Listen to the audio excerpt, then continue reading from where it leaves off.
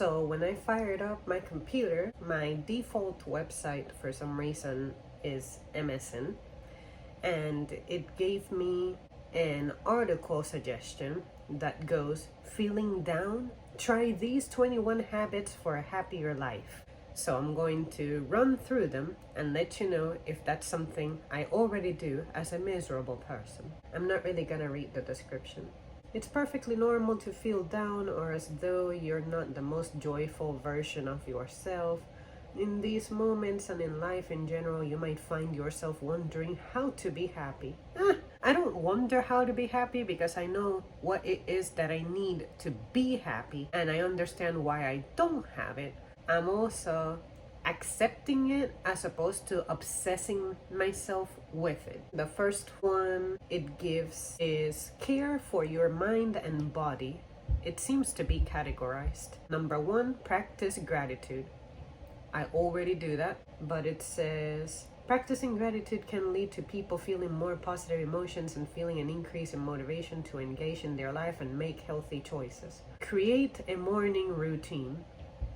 Already have that. Starting a mind-body morning routine can go a long way towards setting you up for success each day and crafting an overall more positive mindset, which is kind of difficult in my case because when I'm at work, my mornings, there's really not much I can get done in them. It's just wake up, fast. So all I do is brush teeth, get dressed, drive for work. That's about it. And I try to get up as late as possible so that I can get that extra little bit of sleep. But with the stresses of work, I usually have anxiety about my shift because it sucks to work nowadays. When I don't get enough sleep, I oversleep because I take a long time to fall asleep since I'm not peaceful, and then I try to cheat in the morning and get an extra 10 to 20 minutes in. But on my days off, I'm thinking about, damn, I'm really beat. So it's kind of hard to, even on my days off, have a routine, because on my days off I cannot have a routine, for I have to do whatever it is that work did not leave me with time for the previous day. Make a joy list. Creating a list of activities that bring you joy and committing yourself to doing one of those activities each day. I already do that. That's pretty much the channel. That's why I make videos. I genuinely like to journal / make videos. So already do that. Exercise more often. Definitely already do that. If anything, I may need to dial back on how much I exercise, because I exercise 7 days a week and I walk about 8 miles average. Sometimes it's more. Yeah. Stay hydrated. Finally, that is something I definitely need to work on, because I can admit I'm not doing very well with it. Dehydration can negatively impact your mood and cognitive processes. And when it comes to exercise, it's said research has consistently shown that exercise helps improve mental health. And I agree, because when I'm exercising, I'm worrying about how to keep myself safe while exercising. And I'm also feeling the benefit of my heart pumping blood, that I can say I feel the difference. This seems to be another section. Focus on personal growth. Work toward a goal. Literally every day, I'm working on how to sell more things, how to work less, and more ways to save money, of course. Challenge yourself. Already do that pretty much every single day that I make it to the gym. I'm like, damn, I hate the gym, but since I hate it, I want to challenge myself to making it. I try to learn a new skill. I've been working on a pull-up, and I swear to God, if I make it to doing a pull-up before I make it to doing a push-up, that's just proof that I'm just made different. The activity should be fun and interesting, as opposed to something where you may seek external validation. Have a plan. Making a plan each day will help you in terms of understanding what you're doing and why you're doing it. Already do that. Literally, the reason I can do the channel and sell clothes and make it to my job and still function as a human being and feed myself and all that is because I have a plan. I'm always thinking about, okay, what's the best way to knock out everything that I have to do in a day? So I try to find those productive ways to do so. the more efficient ways to do so, especially when driving. I'm not going to go from one end of town to another end of town, back closer to the opposite end of town I'm in because I forgot something. No. I'm straight to the point and then back home. Check in with your values. One of the best ways to ensure personal growth is to check in with your values, identifying your top values and evaluating if you're honoring them. Helps provide clarity to your day-to-day and allows you to connect with yourself. Already do that, and that's why you guys who have been watching me for all these years, you know, and you often mention in the comments how I have remained pretty consistent. The reason I can remain consistent is because my values are not negotiable, and I have known that since I was a teen. Practice decision making, something I literally do every day. If you have trouble making decisions, which I don't, you may feel unsettled or unclear on your life path or day-to-day routine. Manage stress. Next section. Be kind to yourself. I want to say I do that already because damn, have I been very easygoing with myself. And you guys have probably observed that too, how I used to be more critical about some of my personal things. And I have been telling you guys that I have been able to let go of some things. That's what it means. When something goes wrong, like if I don't perform well at something, say filling in the US map, to me, that would have been a big deal. Maybe some 5 years ago, I would be beating myself up. But I said, okay, I'm not meant to be good at everything. The fact that I said that I'm not supposed to be good at everything, that's a big deal coming from me. Try deep breathing.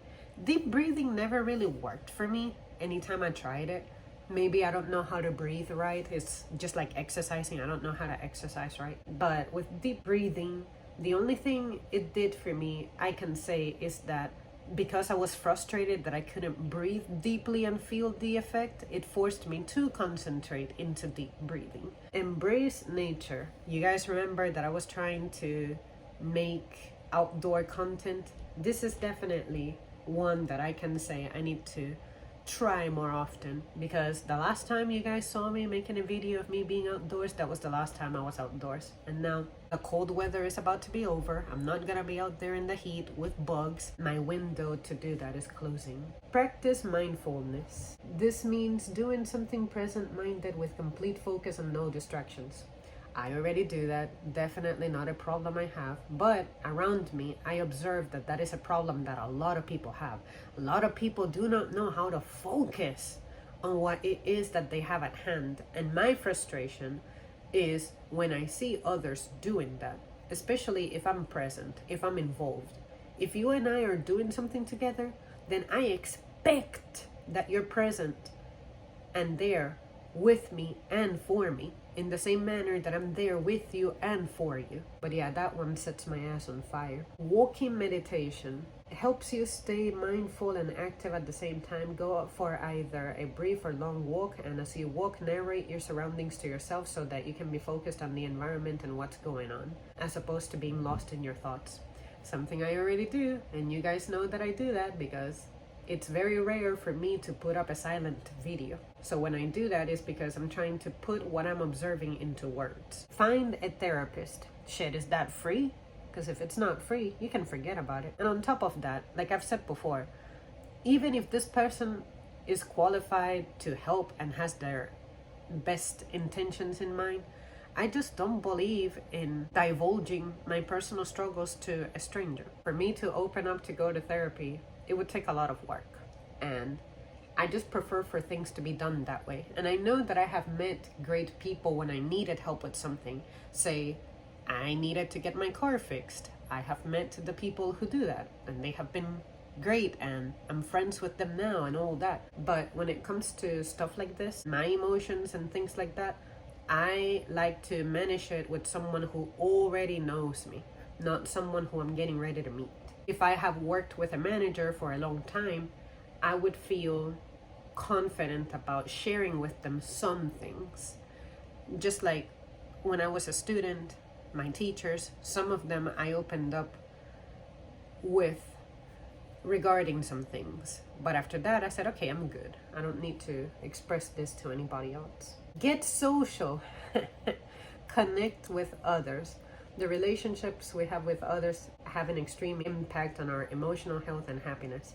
And that's why I'm incredibly selective of it. And when the negative impact was beginning, a simple positive interaction with another human being does wonders for our mental health and well-being. And I have known that because sometimes for me, what a random person may do for me that's an act of kindness means a lot to me, more than anything else in my day. And with you guys, if you ever hear me in the comments go like, I needed the compliment, more than likely I was going through something, and reading you leave a nice comment about me made a difference. Who would have thought that a stranger could do that for me? Embrace time alone. Boy, am I an A double plus student at this one. Connecting with others is crucial, but connecting with ourselves is another important aspect of social wellness. And if you guys ever wonder how the hell it is that I have my mind so together and I don't have any problems expressing myself, this is why. I have had so much alone time that now I'm ready to not be as alone. And I think that that is the challenging part for me at the moment, because it's like I love my alone time, but I realize that I have felt better when I don't have permanent alone time. But it matters what kind of non-alone time I was having. And that's why one of you guys told me that I'm lonely by choice or something, and I'm like, no, you have to understand that not everybody is suitable to be present in my life. I tried that shit and it didn't work. Set healthy boundaries. And you guys know that this one is important for me because I have made videos about boundaries, and I have another one coming. Boundaries are key for establishing healthy relationships, which are the only kinds of relationships you should accept on your journey toward a happier you. Find a new hobby. Already done that. Finding a new hobby is a great way to connect with yourself and meet new people. But when I do hobbies, I don't care about meeting new people. Volunteer. Nowadays, volunteering is something that is very difficult for me to consider implementing into my life because I need money. So if I'm going to be doing work, I need to be able to be compensated for it. And if I'm not compensated for it immediately, I need to be able to at least expect that at some point I will get paid for it. Sorry, but volunteering, it's like I can volunteer on the spot. Like if I see someone needs something, someone struggling with something, say if I'm at another store and I see someone in need, I don't need to be on the clock to feel compelled to assist somebody. But for me to dedicate hours just volunteering and get nothing back is something I simply cannot afford at this time. That's it. I guess that's it. Well, there you guys have it. That's it from me. Thank you so much for tuning in. Which one of those do you feel like you do well with, and which one of those do you not care for? Which one of those do you want to get better with? Which one of those are you like, that's really no big deal? I'm grateful that I read that because it helps me to realize that I'm on the right path. Even if it's frustrating and painful at times, I'm doing everything I can, and it's not a lack of knowledge or a lack of wisdom. It's just I'm not there yet. All right, I'll see you soon.